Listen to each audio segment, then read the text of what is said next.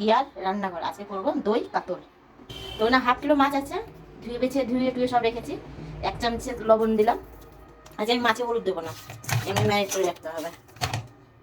তো 1.5 চামচ গোটা জিরে, একটা রসুন আর আন্দাজ মতন আদা দিয়েছি, আর 2টো বড় সাইজের পেঁয়াজ আছে, এটা মিক্সারে বাটতে হবে। 4টে আমি শুকনো লঙ্কা দিলাম। তো আমি কড়াইয়ে তেল দিলাম, মাছ ভাজবো। তেল হয়ে গেছে গরম, মাছগুলো ছেড়ে দেবো।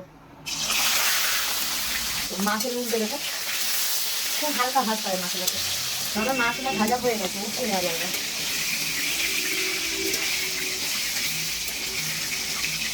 মাছগুলো ভাজা হয়ে গেছে, উঠিয়ে দেবো। তো ওই তেলে 2টো দারচিনি দিলাম, একটা লঙ্কা দিলাম, শুকনো লঙ্কা, আর 1/2 চামচ জিরে, গোটা জিরে দিলাম এখানে। তেজপাতাটা দিতে ভুলে গেছিলাম, তেজপাতাটা দিয়ে দিলাম। তেল থেকে সুগন্ধ বেরিয়ে গেছে, যে আমি মশলাটা পিষে গেছিলাম সেটা এখানে দিয়ে দিলাম। তার বাড়িটা ধুয়ে জল দিলাম।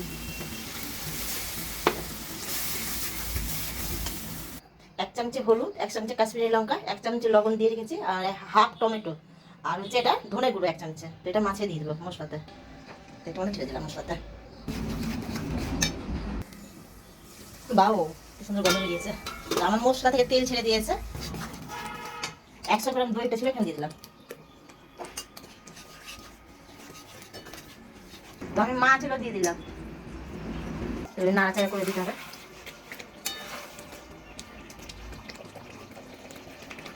তো যতটা গ্রেভি খাবেন আপনারা ততটা বুঝে জল দেবেন। আমি বাটিটা দিয়ে জল দিলাম।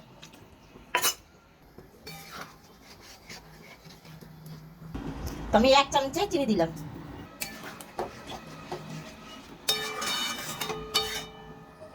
ঢাকা দিয়ে দিলাম।